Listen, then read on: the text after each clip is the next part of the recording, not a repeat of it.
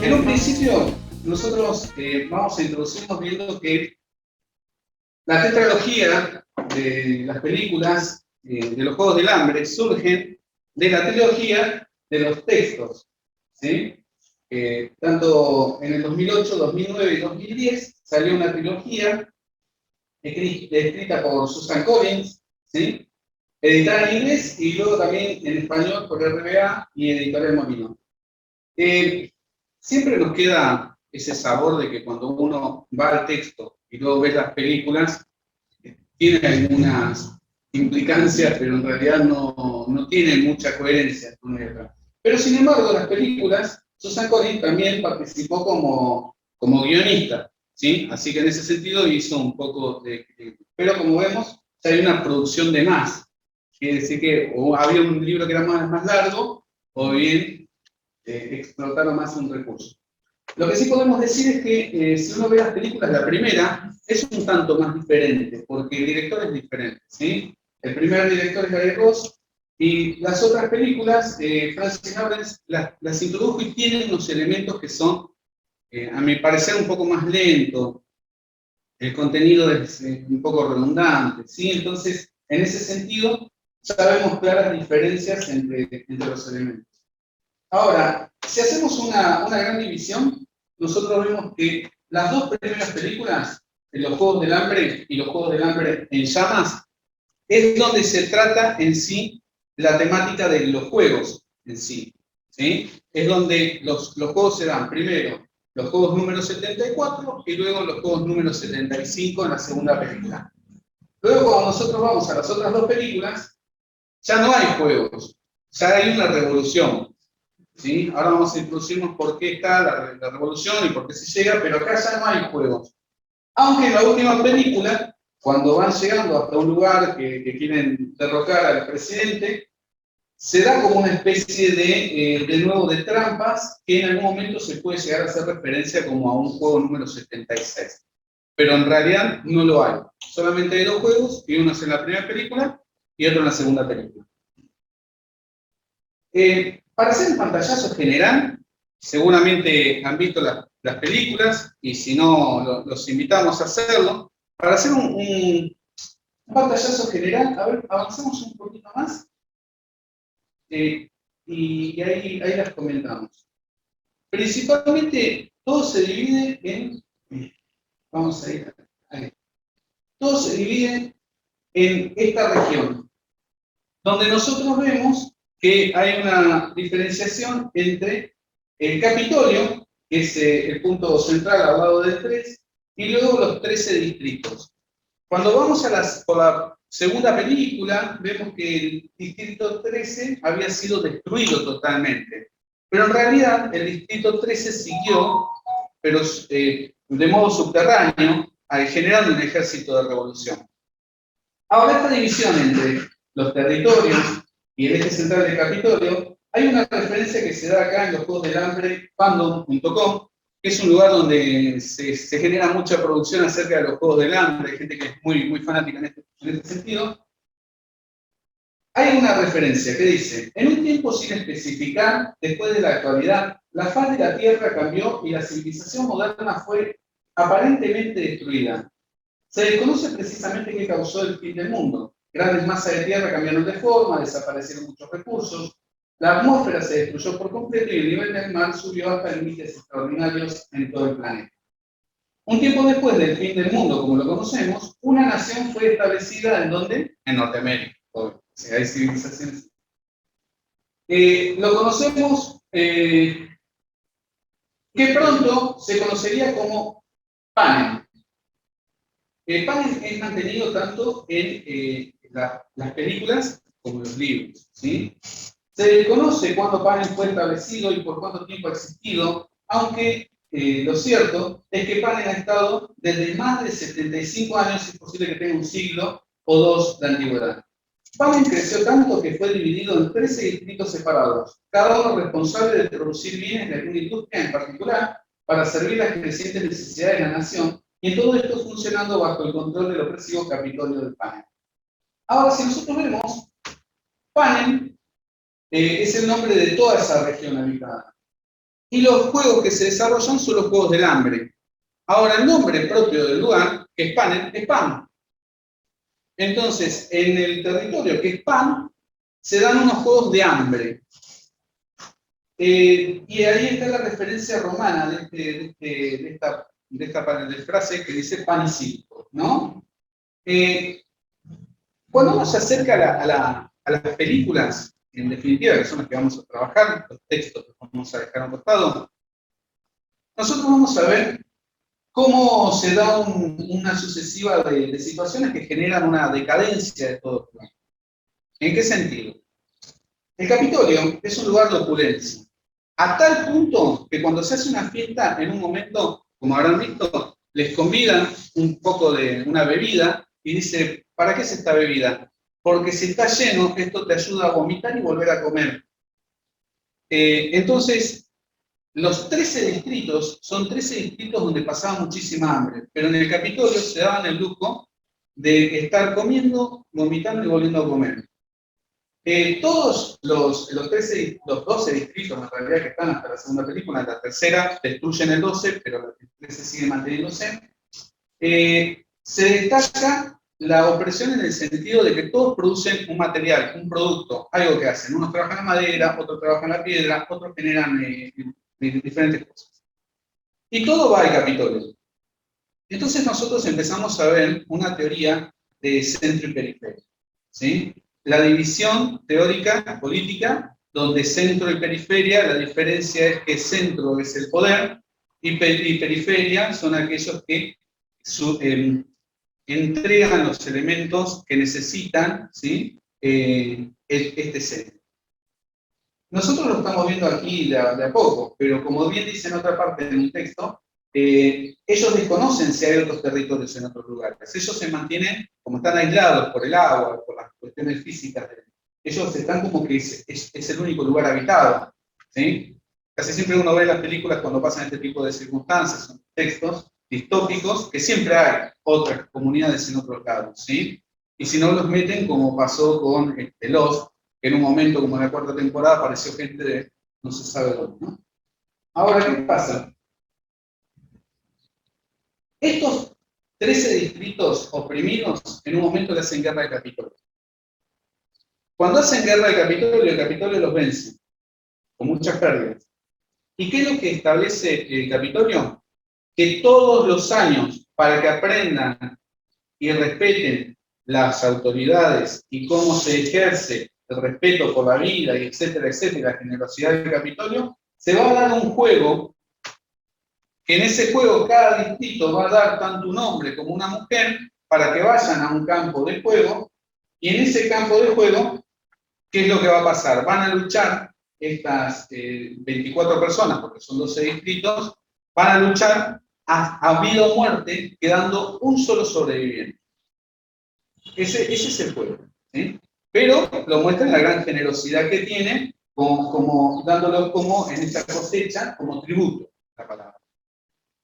Ahora, este juego que se establece con este solo ganador, no sale de ningún lado. En realidad, el autor Susan Collins, como casi todos los autores que hay, tanto de literatura como de cine, toman metáforas y toman símbolos de diferentes lugares. Todo ocurre, según dijo en algunas entrevistas, en un momento en que el autor estaba mirando la televisión y hace zapping entre un canal de deportes y un canal donde había un ámbito de guerra. Entonces empieza a funcionar la idea. Y como a ella le gusta la mitología, lo vincula con el mito del Minotauro, donde todos los años, o de acuerdo a un ciclo, se entregaban estos tributos para apaciguar al toro, al Minotauro, y de esa forma no saliera hacia afuera a matar. Entonces hay un contener al Capitolio con estos tributos para que el Capitolio con el Minotauro no salga a aniquilar a los demás. Hasta que, y ahí está el hasta que, alguien va a eliminar al Minotauro. En este sentido es Katniss Everdeen, ¿sí? Que es la protagonista que va a desafiar el poder. Ella lo va a desafiar en 3 oportunidades, pero lo vamos a ver más adelante, ¿no? Y este desafío del poder lo genera de tal forma que termina destituyendo todo lo que estaba establecido, no solamente el gobernante. Pero vamos paso a paso. Nosotros vamos a ver en 3 ejes el análisis, viendo el capítulo de los distritos, que ya lo estamos analizando ahora y lo vamos a seguir analizando, las normas, estado y juegos, y gobierno y poder. No hay gobierno versus poder, o gobierno igual poder, sino que son 2 cosas paralelas. Hay veces que hay gobierno pero no hay poder, y hay veces que hay poder pero no hay gobierno, como vamos a ver ahora. Vemos, en este caso, por ejemplo, un lugar militarizado, ¿sí? Las imágenes que dan de los distritos dan sensación de gueto, de un gueto nazi, ¿sí? O hay un campo de concentración de ese tipo. Y aquí es donde se desarrolla el juego, lugar donde se distribuyen las actividades, que ya su tecnología es diferente, porque en el otro lado no hay tecnología. Agatha pueden sobrevivir cuando cazan una ardilla para comer. Y el capítulo ni bien llega es todo opulencia, todo armado. Y hay muchas referencias del nazismo y también de Roma, como vimos hasta con el nombre, ¿no? Este es el ingreso al campo cuando son presentados los tributos, ¿sí? Los 2 tributos de cada uno. Katniss Everdeen en realidad no es elegida, sino que es elegida su hermana, Prim, su hermanita Prim, pero ella se da en lugar de su hermanita Prim, entonces va a los juegos en lugar de su hermana. Ahí vemos un poco la idea de la sustitución, de lo vicario, de aquella persona que se entrega en salvación de otros, estos elementos que están mayormente marcados en toda la literatura, pero mayormente luego del judeocristianismo, ¿no? Esta idea del chivo expiatorio o de la sustitución como vicario. Bueno, ella va a ser la salvadora, la que venga a ser el sinsajo, ¿no? El personaje que vemos ahí es el periodista. Él entrevista a los que van a ir a matarse, y entrevista a los que luego se matan, y luego ingresan después de haberse matado. Entonces vemos los medios de comunicación como gran facilitador y también legitimador de las fuerzas políticas y de las fuerzas de tiranía, porque en cierto sentido hay una tiranía, ¿no? Él con todo desparpajo muestra a cada uno, aún sabiendo que hay unos que van a morir indefectiblemente porque algunos eran niños, ¿sí? Entonces, en este sentido, vemos, en este caso, se le ocurre un montón de tipos de periodistas que uno podría encontrar hoy en día, ¿no? Y no solamente en el sentido más espectacular, como puede ser, uno podría decir, citando a José Pablo Feynman, Tinelli, sí, pero también podría ser otros tipos de periodistas, como por ejemplo un Fantino, que se está rompiendo toda la calle y él puede demostrarlo con una y sale y hace su espectáculo pese a las dificultades, que capaz que se le murió a alguien y el programa sigue. Y digo veces, pero en realidad casi toda la televisión funciona de esta manera. Luego vemos esto que es el símbolo del sinsajo, con un silbido que hacen de ruido del sinsajo, ¿sí? Que es el símbolo más particular, ¿sí? Y ahí ella es tomada como símbolo para la futura revolución. Acá vemos 2 elementos. Los elementos de arriba, las fotos de arriba, vemos claramente los símbolos nazis en la película, ¿sí? La propaganda nazi está claramente marcada. Y lo vemos en las fotos de abajo. Las fotos de abajo muestran cómo es la representación. Ahora, lo llamativo de acá, y solamente lo dejo arriba de la mesa para que cada uno lo retome y lo pueda seguir en el momento en que lo vea, es que esas imágenes del nazi de abajo es en el Luna Park. es en el año 38, es Argentina. Y hubo disturbios cuando salieron, o sea, afuera, pero los que fueron agredidos, creo que hasta hubo alguna muerte, o por lo menos heridos graves, eran de los que estaban en contra de este evento. Entonces, vemos en el año 38 que sin ningún tipo de problemática hubo un evento nazi acá. ¿Qué quiero decir con esto? Que uno tiende a ver, como he hablado en estos días con personas acerca de esta película, de que ven como una cuestión ficcional, ¿no? Como una ficción. No, no me gustan este tipo de películas porque son ficción, porque no pasa, no ocurre. Y la realidad es que está bien, hay un grado de metáfora, pero los elementos que se manejan no son metáforas. Los elementos que se manejan, en todo caso, son simbólicos. Podrían llegar a ser, bueno, símbolo como metáfora, puede llegar a ser, pero lo que quiero decir es que en realidad son elementos que se toman de eventos que ocurrieron y que se les da algún giro como para que pueda entrar dentro de la narrativa de ficción, ¿sí? Pero los elementos no son netamente ficcionales como puede ser un centavo, aunque también hay una parte de caballo que ya existe y una parte de ser humano. Pero quiero decir que en este sentido los elementos están desde el gueto, desde la vista de todo esto, y hay como una mezcla entre lo que es Roma, entre lo que es el nazismo, y entre lo que vendría a ser este panel, este capítulo. Ahora, la pregunta sería, ¿la película qué es? ¿Es una distopía? Y bueno, podría ser. ¿Es una actualidad? No, ahora no pasa. Bueno, ¿es historia? ¿O es todo lo anterior? ¿Por qué? Porque cuando nosotros entramos de sucesiva, me pasa, ¿no? Que cuando entramos a hablar entre lo que es utopía y distopía, parece que es algo irrealizable, algo que no está. Pero en realidad, tanto las utopías como las distopías presentan planos que hasta ya se han dado. Y en cierto sentido, las utopías, por ejemplo, de la modernidad, plantean que sus utopías son las culturas que ellos encontraron que eran anteriores a la civilización europea de ellos, como por ejemplo la de Tomás Moro. Plantea un ámbito utópico, una cultura y una civilización que se encontraron en premodernidad. Entonces, tanto las utopías como las distopías son ficción completamente, son realizables. Hoy que vivimos, hoy podemos decir que estamos en una distopía como esta. ¿Es actual entonces? Preguntas. Ahora, como para poder analizar un poco más acerca de las películas y el desarrollo en sí de la legitimación de este poder que podemos resumirlo de esta forma, hay un gobernante, ¿sí?, que es Snow. Ese gobernante que es del Capitolio es el que ejerce este poder y toda la gente lo aborrece. Y hay una líder de la resistencia, ¿sí?, Collins.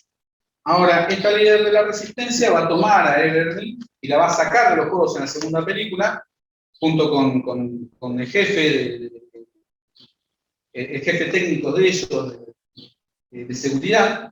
La van a sacar, pero no desde el Capitolio, sino desde la rebelión, y la van a utilizar como símbolo para la revolución. Dicho sea de paso, la revolución avanza y el presidente Snow cae derrocado. Pero ¿cuál sería el punto acá? Importante, que lo vamos a tratar con todos los marcos teóricos que podamos, menos mal que tenemos 4 horas por delante, pero sí lo vamos a tratar de trabajar con los marcos teóricos que podamos. Pero cuando asume Collins, queda claramente demostrado que es igual a Snow. Lo único que hizo es una revolución para quedar ella en lugar de. ¿Sí?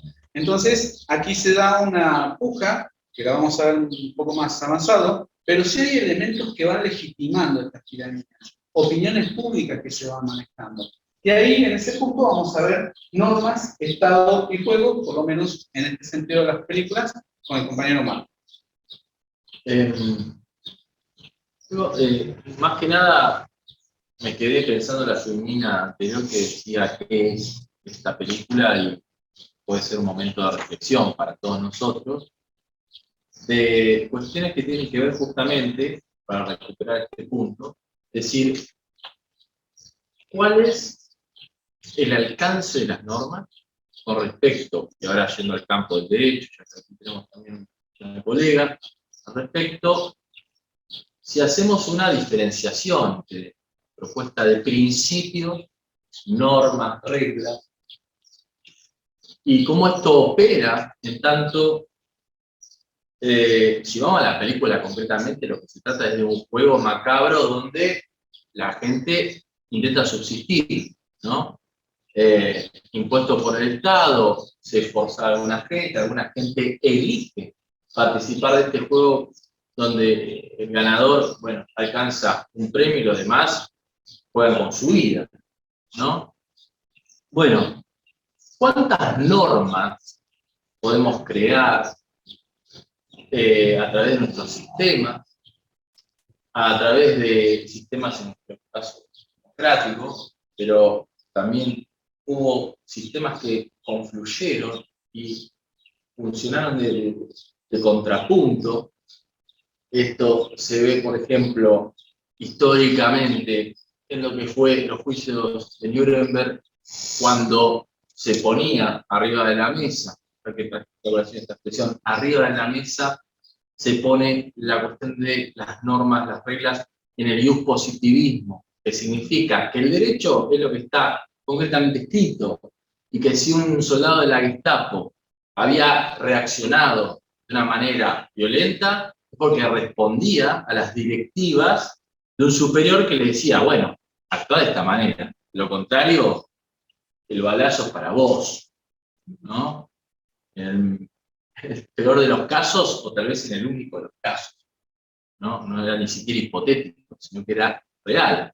Entonces, bueno, o yo jalaba el gatillo era jalado sobre mi persona, o a lo sumo, ni siquiera esa justificación. Es decir, esta norma a mí me permitía, me avalaba actuar conforme un cuerpo de, vamos a decir, de justificaciones, porque no son más que eso. Las reglas permiten que nosotros actuemos bajo un amparo. Y después podemos retomar esto, lo que llamamos garantías. Entonces, el accionar de estos policías estaba garantizado con el seguimiento de unas reglas. Ahora, ¿cuál es la diferencia, como yo decía, entre principios y reglas? Bien, más allá de lo que nosotros podamos pautar en términos de reglas, de juegos, de normativa, de textos, una constitución que se entiende bajo propuestas contractualistas como una propuesta donde toda una sociedad firma, está dando su consentimiento, y aquí prima la buena fe en toda relación contractual, de que sí está de acuerdo con lo que rige en ese momento el Estado, pero normativas inclusive de ese calibre pueden ser contrarias a principios. Principios del derecho que son el iusnaturalismo, decimos, y que responden a principios históricos, o sea, que se va a extender a lo largo de la historia, son inmutables en ese sentido, por su carácter abstracto. No los podemos plasmar en texto. A lo sumo podemos hacer una mención. ¿Qué quiero decir con esto? El nuevo Código Civil y Comercial dice, bueno, frente a tal situación, usted, si no encuentra la solución, puede acudir a todo no quiero entrar en tecnicismo, pero hay una parte del Código Civil y Comercial, relativamente nuevo, que habla del derecho internacional y dice, bueno, una vía de fuga, de escape, una solución posible es que acudamos a los principios del derecho, a los principios de derecho internacional. ¿Y cuáles son? Están concretizados. Pero esa es la virtud, si se quiere, para poder escaparle al texto plasmado. O sea, que, yendo concretamente a lo que pasa en la película, en esta cuestión de las normas, las reglas, por más que existan juegos y que exista una relación contractual donde nosotros podemos ceder hasta cierto punto bajo nuestra voluntad, porque eso es un contrato, un encuentro de voluntad, no puede cercenar nunca garantías constitucionales. No puede vulnerar cuestiones como dice John Rawls, que es un autor tanto de derecho como traído a colación en el campo de la filosofía, como se llama de la filosofía del derecho, que dice, bueno, obsérvense las garantías. ¿No? Habermas también dice, en todo lo que está implícita la justicia, estamos hablando de derecho. Si no, de lo contrario, por más que usted me traiga cualquier contrato, yo lo voy a leer y dice, mire, acá dice que usted está dispuesto a ser esclavo. Claro, claro, sí, bajo mi voluntad. No, porque eso no es justicia, no es justo. No está dentro de los parámetros del derecho. Entonces, las normas no podrían vulnerar jamás cuestiones de carácter sustancial por encima, y tener que utilizar un poco el pizarrón, por encima de las categorías sí, plasmadas en texto. Trae una dificultad porque decir esto es la norma escrita y los principios ya, según, por ejemplo, autores como Habermas, están implícitos acá. No podríamos hablar de que estos derechos es un absurdo como que presenta la película. Que alguien, porque en la película había dos posibilidades. Que el Estado tomara a los jugadores y otra parte de la normativa es que vos te puedas ofrecer para jugar con tu vida. Bueno, ningún contrato podría atentar contra la vida de una persona. Jamás. Porque eso es esclavitud. Para decir una manifestación. Está abolida constitucionalmente, históricamente. Hoy se celebra de celebración de los derechos humanos. Convención de Derechos Humanos. Recordamos esto, además de que se celebra la vuelta a la democracia. ¿No? Junto confluyen esas dos fechas, internacionalmente se festeja la Convención de Derechos Humanos, porque bueno, es la efeméride internacional. Los principios del derecho, si bien estarían aquí expresados, concretizados en texto, se han bajado de alguna manera, transcurren a lo largo de la historia. Entonces superarían inclusive estos tiempos más allá del presente, porque no se pueden expresar en términos concretos. Entonces, podría expresarse en términos futuros y en términos pasados. ¿De qué nos sirve esto, por ejemplo? Y para evaluar, si bien se podría decir, ¿es posible evaluar a futuro, judicialmente hablando? Una pregunta. ¿Usted cree que se puede resolver algo a futuro? Prácticamente el derecho es eso. El derecho resuelve a futuro. El derecho realmente se activa administrativamente, ejecutivamente, procesalmente, cuando se estimula el órgano. Como nosotros decimos esa expresión, pero si no el juez está así, sobre todo en lo que es en materia de derecho privado. Si usted no le viene a traer una demanda, pues dice, pero yo no voy a salir. A ver, la época de la Inquisición ya pasó. Yo no voy a salir a buscar. Usted no cumplió con su deuda. No, a menos que sea cumplido con el Estado. Pero eso es derecho administrativo público. ¿No? Después podemos retomar esto del Estado. Pero en principio, a mi entender, el derecho prevé a futuro, porque las normas se activan cuando nosotros jugamos el juego de la democracia, de lo civil. Digo, hasta que vos no chocás con otro auto, no hay una activación del derecho en ese sentido. Pero sin embargo está la normativa para que llegue ese momento. Entonces sí, ¿qué hace prever? Y prever es hacia adelante. Sería muy interesante, muy inteligente poder desfilar hacia el futuro, porque nos evitaría no tener previsto algo legislativamente hablando, normativamente hablando. Como la charla anterior fue de los metaversos, no tenemos resoluciones judiciales al respecto, porque no se dio, pero prever algún tipo de analogía o de propuesta A futuro nos significaría no llegar al momento de la laguna jurídica. Que aquí suceda algo al respecto, porque ya se están loteando, por ejemplo, los espacios del metaverso, y qué implicancia jurídica va a tener. No, hasta que alguien no venga a tener una situación problemática, como habíamos dicho, hace poco en una charla, uno de los autores más relevantes de la argumentación jurídica, que se llama Theodor Ribe, dice, el sistema es problemático, el sistema del derecho es problemático, que significa que gira en torno de los problemas, e inclusive, lamentablemente, genera problemas, intentando resolver esos problemas. Pero lo problemático es interesante para el derecho, y quiero creer que en la base de la filosofía está este asunto también. Nos interesa, frente a los problemas, reaccionar filosóficamente. Entonces, bueno, un poco de todo en realidad, pero más que nada hacer esta diferenciación, ¿no? Digo, ¿se podría escapar totalmente? No, perdón, decía, tampoco, no hay algunas figuras, por ejemplo, también del derecho que se aplica para hacia atrás, no sé, Retroactivas. retroactivas. Lamentablemente muchas son tributarias.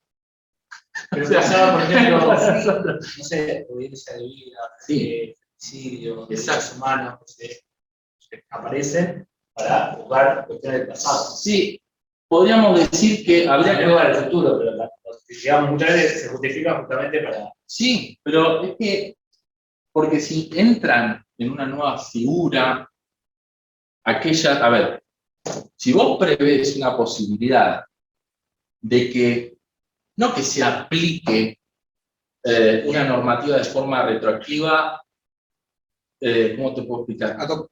No. Se podría prever, por ejemplo, que ciertos delitos ahora, contemplados con la óptica ahora, sean de lesa humanidad. Entonces, y si son de lesa humanidad, entonces todavía están abiertos para que se sigan juzgando. ¿Viste? Pero claro, el hecho ocurrió en el pasado. Y el tipo dijo, chao, nos vemos, sí, pero escucha, ahora de lesa humanidad también prevé. Hay mucha discusión sobre esto de lesa humanidad. O sea, ¿qué podría entrar en esa figura? Que te habilita, te abre todo el tiempo la compuerta de decir, vení, traelo, porque se estaba por hecho que... Sí, perdón, en base a lo que dice Nicolás, ¿no?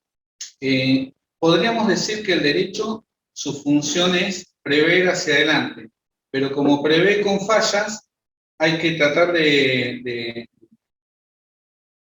ir a actuar sobre lo que no previó en su momento e ir hacia atrás retroactivo. En ese sentido son los casos, por ejemplo, de retroactividad.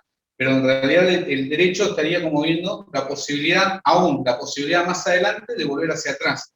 Pero esa puerta de posibilidad siempre hacia adelante y salvo para solucionar algún tipo de problemática hacia atrás. No sé si se va en línea con lo que por ahí estaba planteando. Tenemos una situación en que siempre un hecho es algo.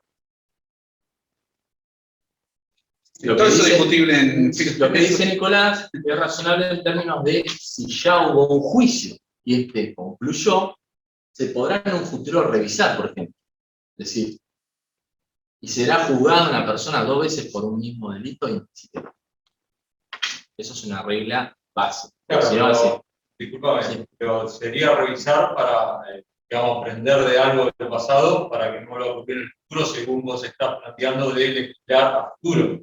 Por ejemplo, el auto, el que vos dijiste. Cuando chocan 2 autos, ya hay una normativa que se previó para, justamente, cuando llegue ese suceso, saber qué hacer. Pero la normativa esa, ¿cómo se hizo? ¿Se hizo porque ya varios autos chocaron, no sabíamos qué hacer y nos tuvimos que poner a pensar? Totalmente. Lamentablemente, realmente el proceso es ese que indicás vos. Si hoy choca un dron, un dron con un auto, ¿qué hacemos? ¿Qué figura es esa inmediata? Nosotros somos abogados, nunca vamos a decir que no a nada. Lo agarramos y después empezamos a figurar. Fíjate, no, porque le sale el rueda, entonces es como una, ¿viste? Entonces, o no, a alguien le corresponde porque hay algo que se llama daño objetivo, entonces si se produce un daño alguien tiene que responder, no importa si fue con un dron, con un palo, con un auto. Pero es correcto lo que vos decís. Generalmente viene por atrás. La justicia le corre a lo que sucede en la actualidad. Sí, sí. Es que son prima hermana. Derecho y filosofía, ya prácticamente que te diría que... Bueno, es lamentable que no tengamos filosofía del derecho, o por lo menos un acercamiento a la filosofía práctica, ¿no? Del derecho en este sentido, o filosofía económica.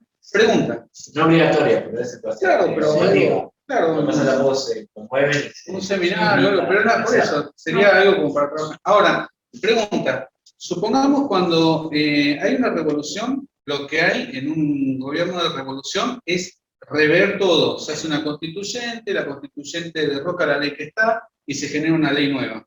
¿Sí? O por lo menos basándose en esa o rompiendo todo y se genera una nueva constitución, una nueva normativa. Ese es un gobierno de revolución. Pero cuando hay un gobierno de facto, muchas de las veces lo que ha pasado y lo que suele pasar es ponerse una pausa. Mientras se pone la pausa en lo que vendría a ser de derecho, hay una legitimación.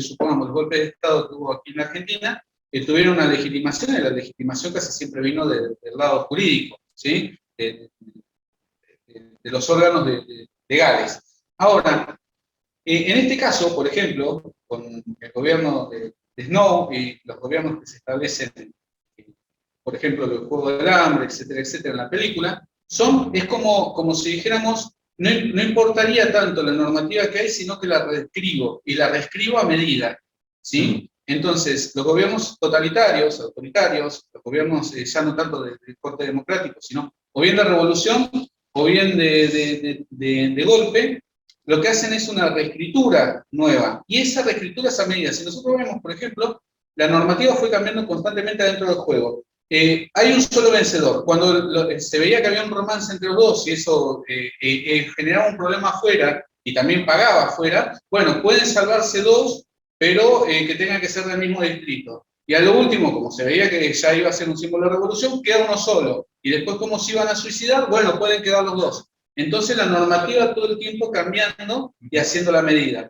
Eso, ¿cómo funcionaría? Porque supongamos, en el ejemplo que dio Diego, nosotros establecemos una normativa porque los autos van chocando, ¿sí?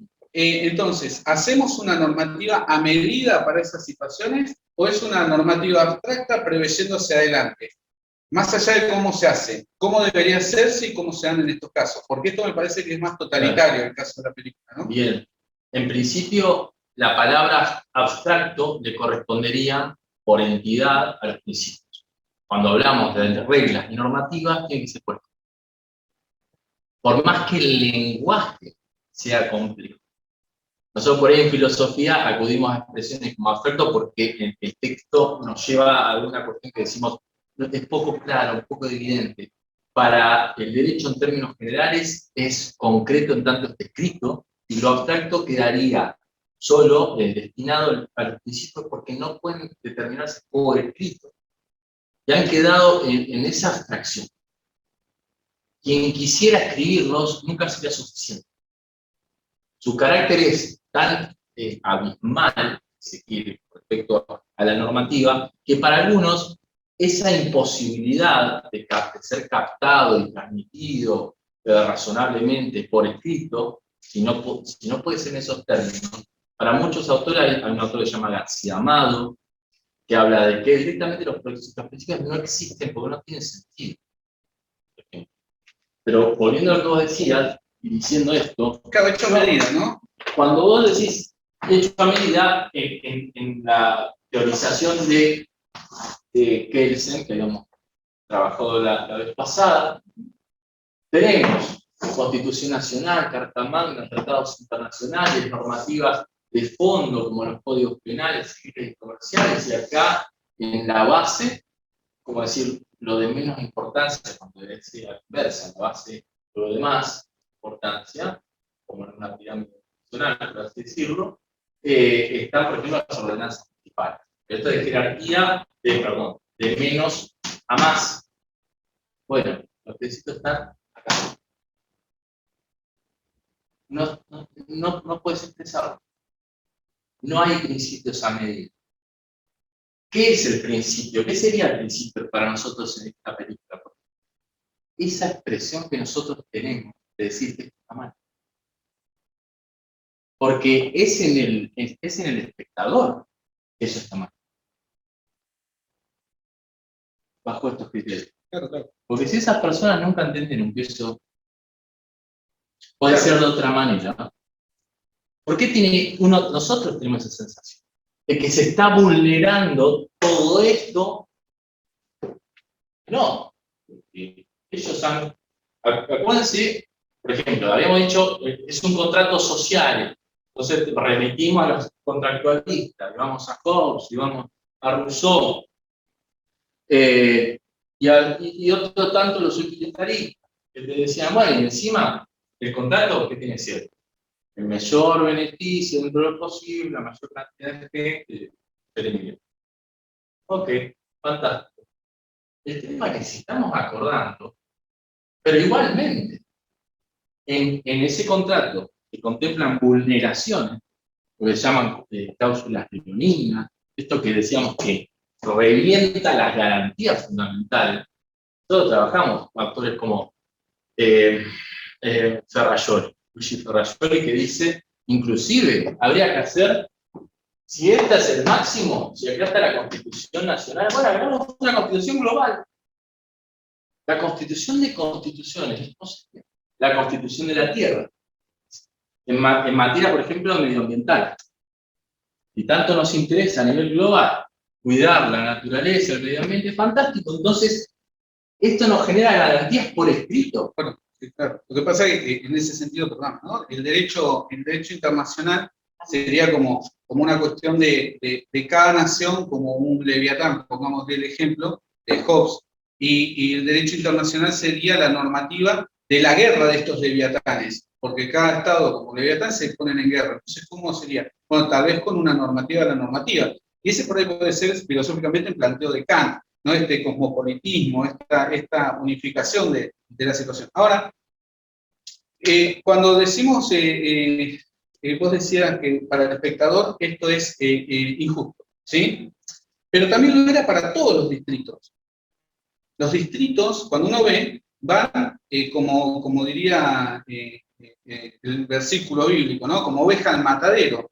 Van todos sabiendo de que no pueden salir, sino que van hacia ser elegidos, o algunos se preparan, porque como van a tener riqueza, etcétera, etcétera, están los otros jugadores que se preparan y van y se ofrecen como voluntarios para poder ganar una mejor vida. Pero en realidad todos los distritos están en contra, pero no pueden levantarse por la militarización que hay, porque todo gobierno, obviamente, como nosotros sabemos, lo termina legitimando el órgano militar, la fuerza. Si no hay apoyo militar, no hay sostención del poder. Ahora, ¿qué pasa? Cuando nosotros vemos, entonces esta normativa que decía esto es así, que impone el Capitolio, es una imposición de fuerza sobre los demás distritos. Y los demás distritos deben someterse, aún por principio, sabiendo que está equivocado, pero porque la normativa dice. ¿Qué pasa cuando la normativa quiebra estos principios y aún no tan principios, como por ejemplo un golpe o en una revolución, se impone algo sobre lo que está? Pues nosotros vemos que cuando se legisla una ley, la ley siempre que hay una ley ganadora, pero en realidad hay varios proyectos. Y capaz que el otro proyecto fue bueno, como decíamos el otro día en otra charla. El proyecto fue bueno, pero ¿qué pasa? Hubo un vicio de causa, o no, hubo un vicio en el proceso de la legislación, o no se presentó el tipo de forma, o lo que sea, o no hubo buenos defensores, o bien ya estaba arreglado, y la legislación termina promulgando una ley. Ahora esa ley que se impone, que parece que fuera indiscutible, ¿qué pasa cuando quiebra esa ley como vemos en los Juegos del Hambre, ¿no? Vemos 24 personas matándose en un campo, todos los distritos viéndolo como algo terrible, pero igualmente hay una imposición del Capitolio. ¿Solamente nos queda la revolución o hay alguna forma de acción? ¿Cómo lo plantea el derecho o cómo deberíamos plantearlo hoy en vista de este ensayo? Bueno, la pregunta sería, cuando pensamos en el derecho, estamos pensando en las instituciones del derecho, en el sistema democrático. En tanto, como bien decía, no sé si ustedes lo comparten, esto de que la justicia también tiene que ver con los valores de uno, las sensaciones, ¿no? A ver, la bronca que a vos te genera, que te parece injusto. Y si eso no estuviera expresado en términos normativos, en normas, ustedes me van a decir, no me importa, para mí es injusto.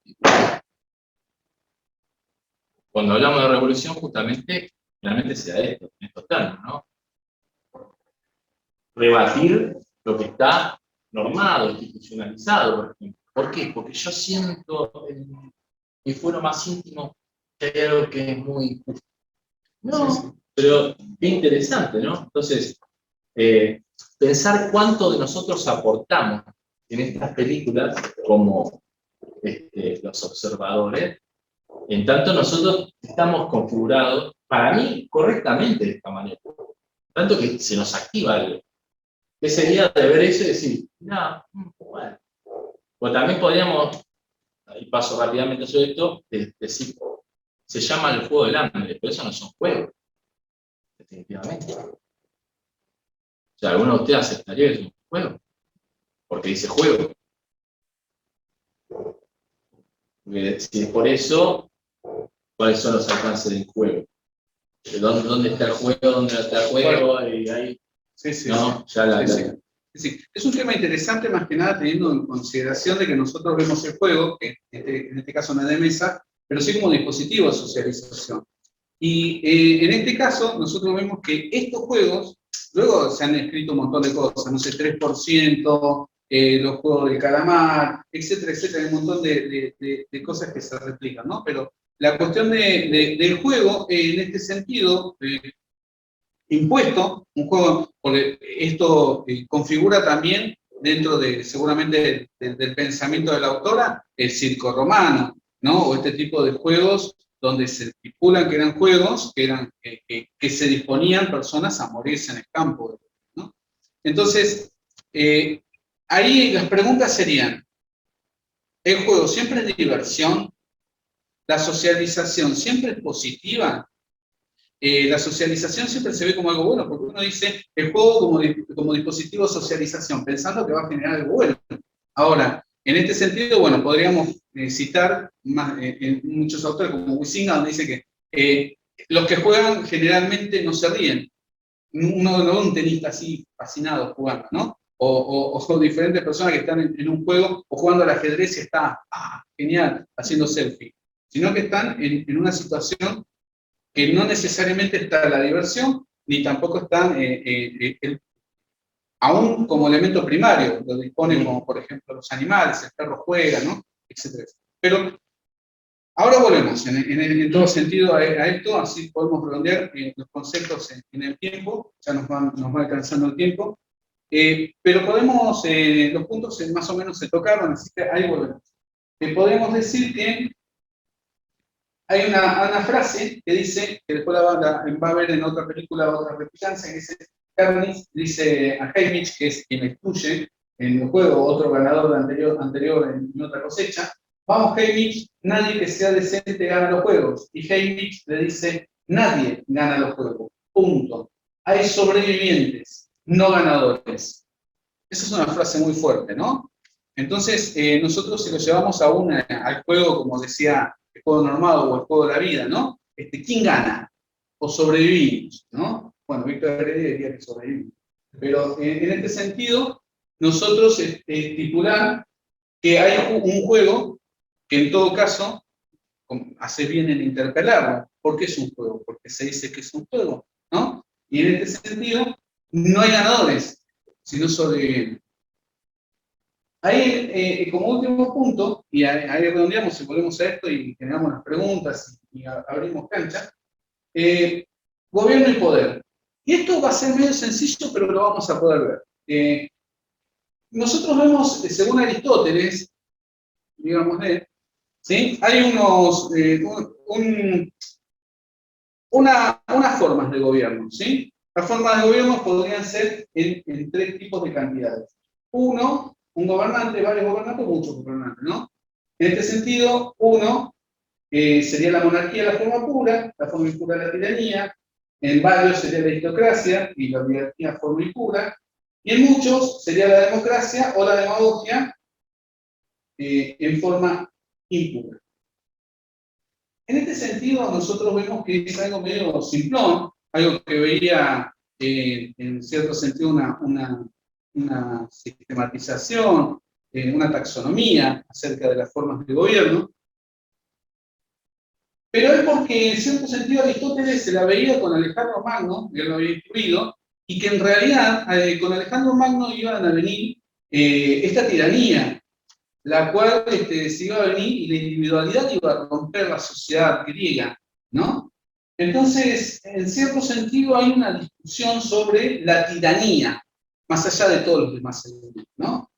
Ahí aceleramos un poquito el pedal, ¿sí? Y lo que podemos decir es que parecen ser elementos aislados que pueden darse o no darse. Ahora, ¿qué pasa? Sucede más adelante un autor romano que se llama Polibio, y él ve en esto un ciclo de funcionamiento, porque ya Alejandro había pasado y ya Roma estaba ejerciendo, entonces Polibio genera este ciclo. Entonces él dice, vamos a partir de que hay un monarca. Este monarca, que es bueno, bonachón, tipo macanudo, hace, en cierto sentido, una tiranía. ¿En qué sentido se establece una tiranía?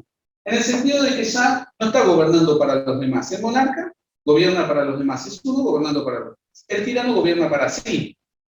¿Sí? Gobierna para sus propios beneficios. Entonces se levanta un grupo de aristócratas, un grupo de personas preparadas, que va a ir en contra de este tirano. ¿Sí? Este grupo va a estar rompiendo con esta tiranía en beneficio de todo el resto, de todo el bien común. Pero, ¿qué pasa? Cuando empieza a ser beneficiario para ellos mismos, se genera en la oligarquía. Entonces, todo el pueblo se va a levantar para su bien común y va a derrocar a esta oligarquía y va a ser una democracia. Pero ¿qué pasa? Esta democracia se va a convertir en una demagogia, que en realidad la palabra es oclocracia la que usa, ¿no? Es una palabra un poco más compleja, popular. Ahora, ¿qué hace esta demagogia? Ve cómo convenir en el pueblo para que pueda darme los votos y para que pueda darme el poder. En realidad, los votos en ese momento no tanto, aunque había votos, por eso los César, algunos fueron ejecutados porque mínimamente los que votaban mandaban a la ejecución a los que eran buenos. En ese sentido, nosotros vemos que esta demagogia, que se estipula de nuevo en este grupo que es viciado, es una forma impura, viene uno y dice, bueno, hay que terminar con todo esto, yo lo salvo. Y es el monarca bueno, que luego va a ser tirano, que luego va a venir la aristocracia, y que luego va a venir la oligarquía. Ese círculo que nosotros vemos así tan sencillo, es el que en cierto sentido estipula los juegos del hambre y la sangre. ¿Sí? Hay como un malo, Snow, el primero es el tirano. Y entonces, ¿qué se junta? La aristocracia. Se junta, bueno, está bien, se junta la presidente a Collins a poder derrocarlo. Ella de cabeza, pero en realidad se junta con quién? Se juntan con el jefe de seguridad, con Heinrich, con el de ciencia, etcétera, etcétera. Se junta esta aristocracia y empieza a generar esta revolución para poder ganar. Entonces, lo que muestra es este ciclo. Ahora, ¿qué pasa?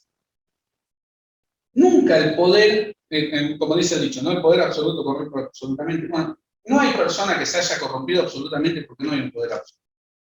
El único poder absoluto podemos decir que es trascendental, que algunas personas dirán de una forma u otra, diremos de esta forma Dios, ¿no? Ahora, ¿qué pasa?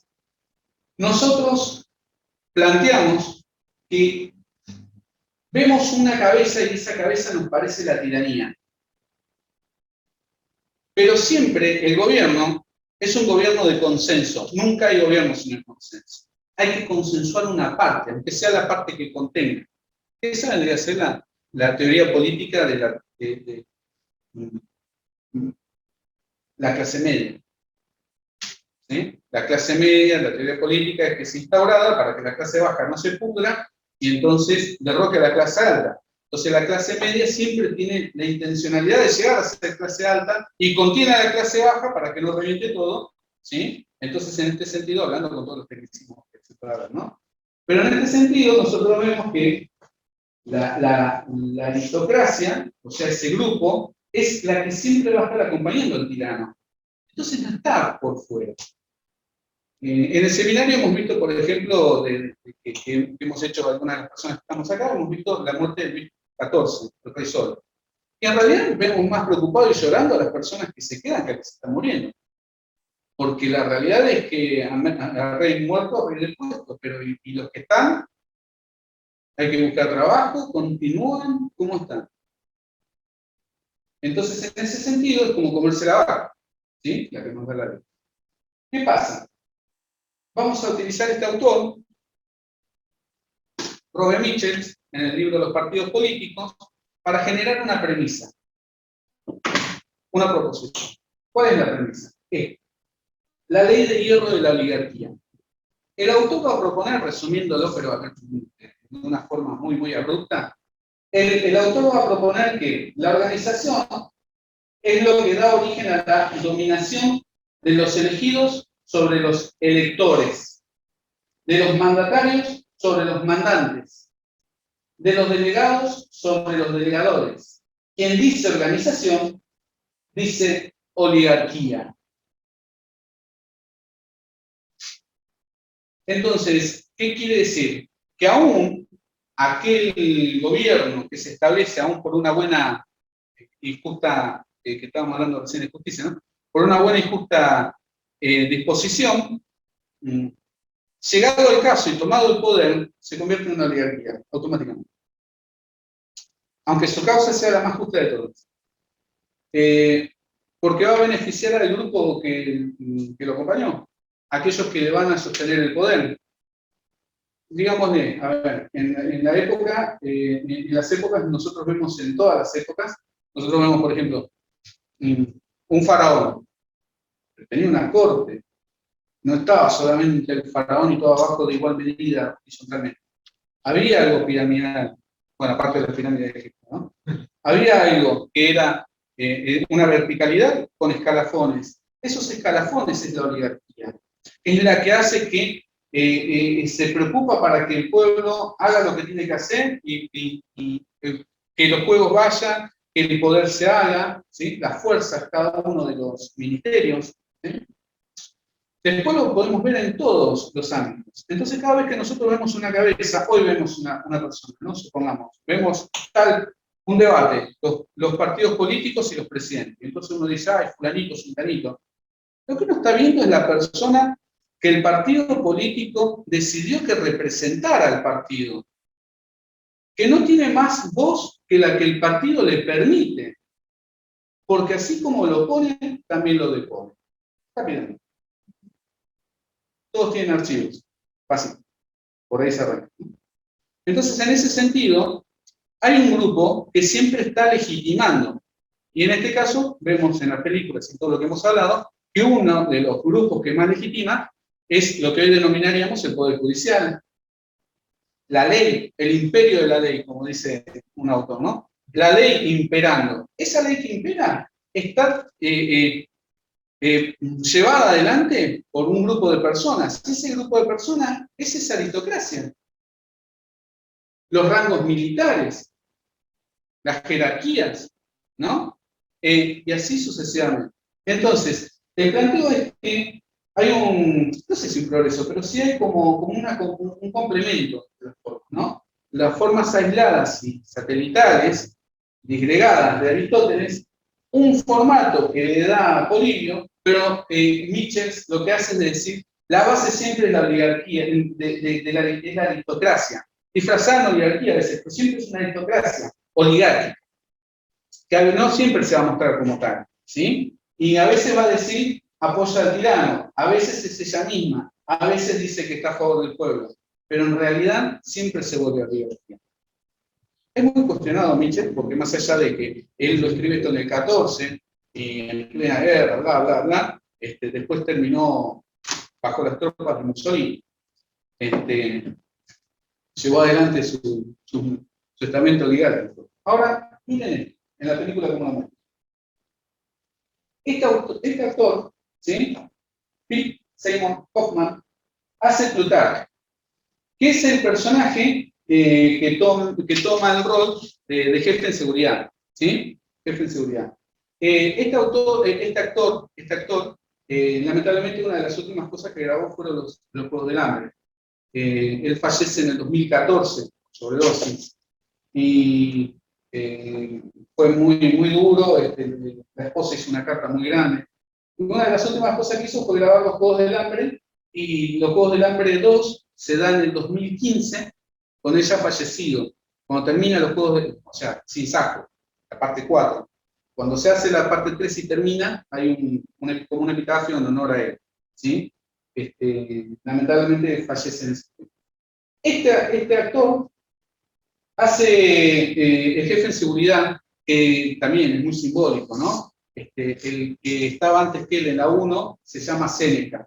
Hace las cosas de una forma que permite que Katniss tome el posicionamiento que toma como rebelión, y entonces el jefe del Capitolio, el presidente del Capitolio, le invita a que acabe con su vida de una forma pacífica.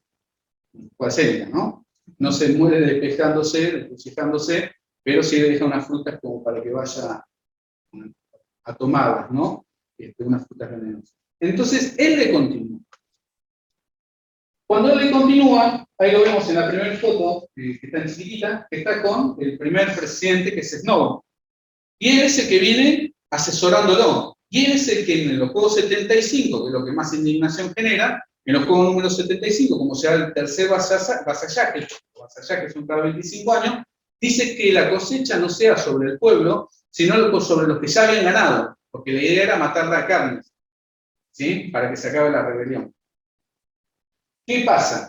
No era su plan ese. Uno lo ve claramente cuando termina la película. El plan era que entre en el juego para que en algún momento puedan extraerla del juego y llevarla a la rebelión. Él estaba trabajando para la rebelión. Pero él se muestra todos los consejos que da un consejo. Hay que oprimir al pueblo. Ah, qué buena idea, dice, ¿no? El presidente no. Hay que oprimir al pueblo, salen a oprimir al pueblo. Pero lo que él estaba buscando es que el pueblo se canse y reviente. Entonces, en un momento él le dice, no sé qué juego estás jugando, pero espero que sea para todos nosotros. El juego para el Capitolio. Lo mismo va a ser cuando está luego con el presidente que le sigue, la de la rebelión, que luego va a quedar, ¿sí? Ellos están ahí juntos y lo mismo, todo el tiempo está hostigándole a que haga algo, a que ejerza determinadas circunstancias que no está convencida, pero uno no sabe cuál es su intención. Bueno, la intención de él siempre era para el poder, y también le dice, esperemos que esté jugando para nosotros. Dicho sea de paso, ahí no se ve muy bien por la luz, pero cuando termina la película, y este es un punto muy importante, no, lamentamos dejar muchas cosas afuera, pero en la primera película, como nadie le daba importancia a Katniss, ella con usaba arco y flecha, en un momento hay un chancho que están comiendo, los ricos que eran los que le iban a dar a ese aporte, le termina apuntando a ellos y le da a la manzana que tenía en la boca y la clava en la pared. Y de esa forma desafía al poder institucional. Y eso le llama la atención a Snow. Luego, cuando tiene que matar a Pita, dice, matémonos juntos. Y eso, otro desafío más. Y el último desafío, que cuando ella se da cuenta, ¿sí? La personaje principal se da cuenta de que la presidente era lo mismo, porque lo primero que hizo que fue, consensuemos algo, sí, los Juegos del Hambre van a continuar, pero esta vez va a ser el Capitolio el que va a ir a jugar. Era lo mismo. No quiso sacar los Juegos del Hambre, quiso dar vuelta al tablero. ¿Qué hizo? Dijo, bueno, yo voy a matar a Snow con la flecha. Sí, cómo no esperaba nada menos. En el medio del campo, ¿qué hace? Apunta a Snow, pero después corre la flecha y mata a la presidenta. Entonces, de esa forma, termina de romper todo lo que vendría a ser el poder institucionalizado, ¿no? El poder que se va implementando, su irrupción. Cuando pasa eso, hay una jura democrática. Y el que vemos a la derecha es Plutarco, de nuevo. También estaba como asesor del nuevo gobierno que venía democrático. Y entonces Pita dice, y Plutarco en medio de todo, mientras lo mira en la televisión. Y Haymitch, que había dicho, no hay ganadores, sino que hay sobrevivientes, que dice que nadie gana los juegos. Como diciendo, él es el ganador. Entonces, La pregunta sería, gobierno y poder, que era lo que veíamos acá. ¿Quién tiene realmente el poder? ¿El gobierno? ¿Quién es el que realmente es el poderoso? Acá era un personaje casi secundario, pero cuando la mata, ¿sí? Katniss Everdeen, la mata a la presidente, ¿qué hace? Él hace una sonrisa como diciendo, todo el plan se dio como yo pensé. Entonces, ¿quién tiene realmente el poder? Uno a veces ve un presidente, otro ahí debatiendo, y uno se aferra, insulta al presidente, dice esto, dice lo otro, no, porque la culpa de fulano, de sultano. Son caras visibles. ¿Quién realmente ejerce el poder? ¿El poder qué es? Ahora, ¿el poder es el poder judicial? Porque digámosle una cosa, ¿el poder judicial se vota democráticamente? El poder judicial. Nosotros cuando vamos a votar democráticamente, ¿votamos el poder judicial?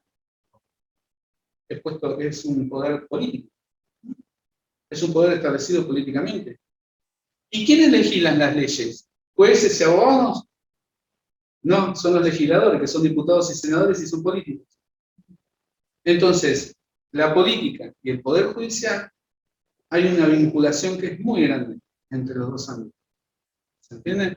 Entonces la pregunta sería, a todo esto, ¿quién es el que ejerce el poder?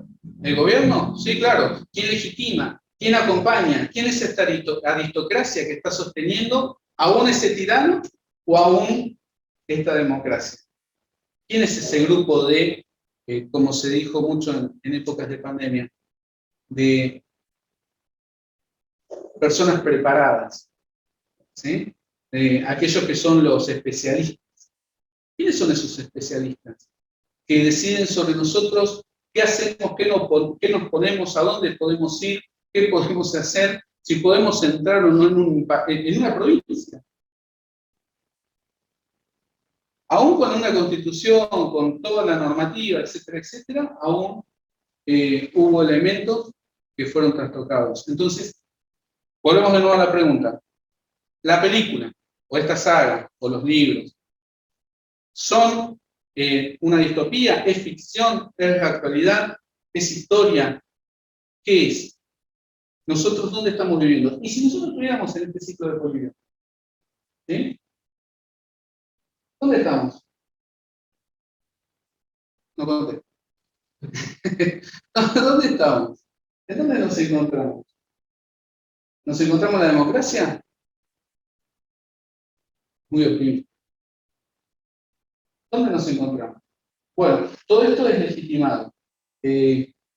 Seguramente habría un montón de cosas, algún tipo de comentario o ya... No, yo ya diría de mejor manera de cerrar esto. Yo soy el servidor. Puedo decir que ejerzo el poder. Usted hace de la dominación una expresión de organización según. No, pero nada más esto. Y por ir recuperando un autor que tocamos hoy, mencionamos, John Rawls hablaba del velo de la ignorancia como una posibilidad para decir, bueno, sea un juez tanto puesto a él, ¿no? Hablar en esos términos, porque ya venía ejerciendo funciones, en las reglas de la democracia se estarían jugando dos principios que se deben garantizar siempre, que sería el de la igualdad por un lado y el de la libertad por otro. Pero llevándolo a esta expresión de los juegos, había jugadores que tenían beneficios sobre otros, yo no recuerdo, no recuerdo en la película, todos los jugadores jugaban de la misma manera el mismo juego, o algunos beneficiados por otro, que calculo que sí. Si no, en realidad, claro, había patrocinadores que les hacían llegar cosas en determinados momentos, ¿no? El patrocinador es que suponete estabas herido, te mandaba algo para curar la herida, tenías sed, te mandaba algo para tomar agua. Si no tenías patrocinadores, no. Y había otros que se preparaban como guerreros y llegado el momento se ofrecían como voluntarios y entonces entraban al campo con una ventaja sobre el ciudadano. O sea, había ventajados no sé si alguno recibía algún tipo de castigo también, o sea, un mensaje de la China actual, lo que te diga, estoy saliendo con tu novio o algo así. Pero yo pienso lo siguiente, cuando nosotros hablamos de principios como el de la igualdad, que deben ser garantizados, inmediatamente salta la expresión de decir, pero no todos somos iguales. Ok, es que justamente para eso está el principio de la igualdad. Porque la idea es cómo nos paramos ante la ley. Si la ley me va a ver distinto cuando somos para la ley todos iguales, que tiene que ver con el acceso a la justicia, o en todo caso, cómo la justicia se pone en funcionamiento frente a mi accionar o al tuyo. Bueno, en ese sentido es igual, pero desde ya que desde la diferencia, claro, y desde ya que desde la diferencia de los jueces. Los jueces tienen un partido, de otro tienen su. Pero claro, todo tiene que ser dejado de lado frente a que gane la objetividad y estos principios que se deben garantizar, el otro es de la libertad, que acá obviamente fue contravulnerado cuando forzosamente uno será llevado a jugar, otros, aún con un contrato de por medio donde ellos se manifestaban su voluntad. Pero Rawls decía, bueno, imaginemos una reunión donde tapamos, nos vendamos los ojos, hablamos a través de un biombo, qué sé yo. No reconocemos quién es el que está sentado al frente o ahí en la reunión. Entonces hablamos de manera igualitaria, ¿no? Digo, y después por ahí también recuperar esto, si quieren, de decir, esto es un juego, ¿no? Porque para que no quede en el discurso, en las palabras, está bueno trabajarlo de lo sustancial, decir, bueno, la democracia, ¿qué es una democracia? Para hablar realmente de democracia, ¿qué elementos tenemos que tener en cuenta? Y en el juego democrático también, o sea, cuando yo hablo de todas estas implicancias, ¿cómo serían sus mejores expresiones? Por eso, insisten muchos autores frente a otros, hay un gran debate histórico que es entre Ronald Borges y Descartes, uno bien naturalista y otro positivista. Y puntualmente el positivista lo que decía, escuchame, tratemos de escribir la mayor cantidad de normas posibles, que eso signifique derecho. Para asegurarnos de que, che, ¿cuál es la solución acá? Porque si vamos al abstracto, también, como decía en otro debate, Atienza contra García Amado, Atienza dice, ¿sabes lo que pasa? Papito, si vos me llevas todo el abstracto, ¿para qué está la norma? Porque si nosotros escribimos, y al final voy a decir, no, pero ¿sabés que hay un principio que me dice que todo es fantástico y te vas? También, ¿por qué aludimos que irse a ese plano sería lo bueno, lo significativo, lo sustancial? Cuando nos tomamos un tiempo considerable, se pusieron un proceso de legislación, por ejemplo, de funcionamiento para que eso termine escrito. Aunque esto nos demore, aunque esto nos demore, ¿no? Porque lo abstracto lo que tiene también es lo inmediato, ¿eh? Y lo que está escrito o está o no está. Después podemos utilizar el principio de anarquía, ¿no? Pero si vamos al lenguaje de los juegos, también tenemos que pensar que es interesante una especie de pragmatismo, ¿no? Por tanto, ¿esto puede ser un juego? A mi entender, no. Hay una serie de simbolismos, simbologías, de metáforas, qué sé yo, y me parece que eso es la película. ¿No? Que no es con una anécdota, pero el tema del juego, en realidad llevarnos al campo de la reflexión. Estas expresiones son raras, pero pueden llevar a este ejemplo. Es decir, esto no es un juego, sí, pero hay gente ahí que está diciendo que es un juego. Entonces es suficiente con que todos nos pongamos de acuerdo y digamos, esto es la democracia. Y ahí quería entrar, ¿no? Claro. En las vísceras de lo que estaba diciendo. Es decir, no te quedes con el cartel que dice democracia. Metete. Porque si no, repetimos. Y hay que entrar. Definitivamente, la historia nos dice que ha quedado atrás un escenario mucho más oscuro y de mucha menos democracia, sobre todo un día como hoy. Y decimos que hoy es un día para celebrar la democracia. Eso no significa que no estemos atentos a eso.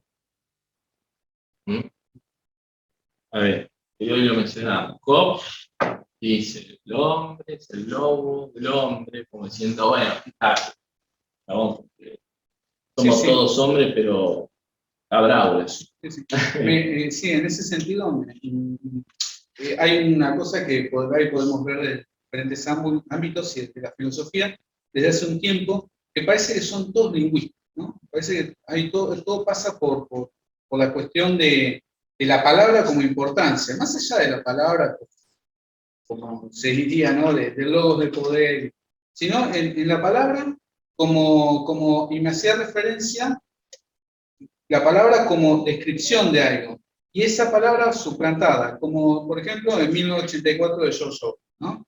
Donde había palabras que habían sido eliminadas y otras palabras que habían puesto en el elemento de llamarla, ¿no? Entonces, la pregunta sería, si borro la palabra guerra, ¿cómo llamo la guerra? No paz, ¿cómo la puedo llamar? ¿No? Entonces, si algo la defino de una determinada forma, y hoy es como que hay un uso acerca de palabras que las ponen en términos o le buscan dándole un giro, ¿no? Como para poder darle expresión a cosas que tal vez no lo tienen tanto. Pero como hay toda una retórica de la lengua, prestar atención de que en realidad aquellas cosas tenemos presente, como por ejemplo la justicia. ¿Qué es la justicia? ¿Cómo definimos la justicia? Porque como veíamos en algunos momentos, ¿no? Si hay leyes que son injustas o hay leyes que pueden ser mejoradas, entonces la justicia no es tan justa, porque en todo caso aquellas leyes que deben ser mejoradas hoy están siendo ejercidas son injustas, como fue en su momento la ley de la esclavitud, por ejemplo. Estaba reglamentada la esclavitud. Entonces, si estaba reglamentada y había una normativa, hoy lo vemos como una injusticia. Entonces, en ese momento la justicia estaba dictaminando. ¿Qué es lo que pasa en este sentido? La verdad es que estoy muy agradecido tanto por este encuentro como por el encuentro anterior, porque hemos podido acercarnos a materiales que han sido y son de discusión. Acordémonos de una cosa, y queremos ser bastante visionarios en esto, a lo cual no me agradaría, porque si esto es visionario, no, me preocuparía en un futuro próximo. Pero cuando nosotros hicimos el encuentro anterior, hablamos de los metaversos, y lo hablamos como una posibilidad, ¿no? Y resulta que rápidamente se aceleró eso de tal forma de que Facebook cambió a todo su sistema como Meta. Hoy abrimos WhatsApp, abrimos Facebook, abrimos Instagram, creo que también, y cuando abre ya no dice más Facebook, que antes lo decía, sino que ahora dice Meta, porque en realidad Zuckerberg expandió aún más su punto del metaverso. A lo cual seguramente nos llegará muy retardadamente, pero por lo menos pudimos avisorar ese punto y poder transmitirlo de acuerdo con la película. Esto sería un problema si esto fuera algo visionario, ¿no? Pero bueno, por las dudas tenemos con los ojos abiertos, no sea cosa de que mañana nos encontremos con que estemos votando por una minoría, por una mayoría en porcentaje, como se dio en una de las últimas escenas, donde la presidenta Collins hace votar a los que estaban ahí presentes para seguir adelante con los Juegos del Hambre.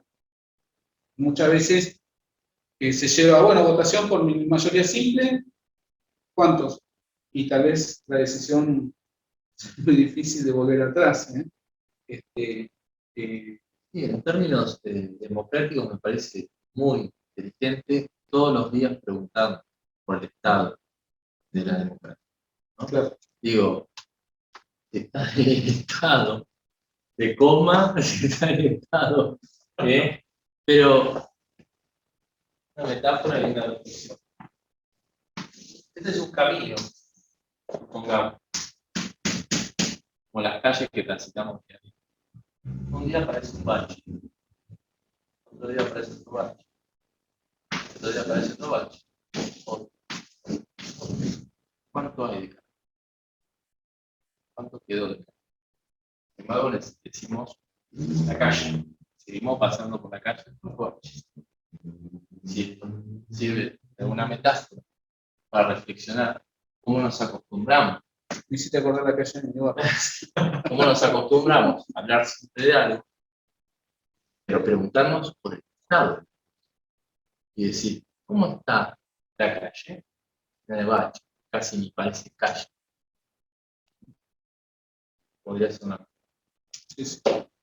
Muy bien. Así que bueno, nada, si no hay nada más, un comentario, es muy llamativo lo que dice Marco y nos quedamos con esa reflexión de estar en un constante balance hacia las cosas que tenemos, ¿no? Planteado, ¿no? Y bueno, y en este sentido, nuevamente agradecer la participación, tanto a las personas que van a estar viendo por internet, como para aquellas personas que han podido asistir, para que se dé este ciclo con el cual hoy estamos cerrando en este año, por lo menos, ¿sí? Así que bueno, muchas gracias.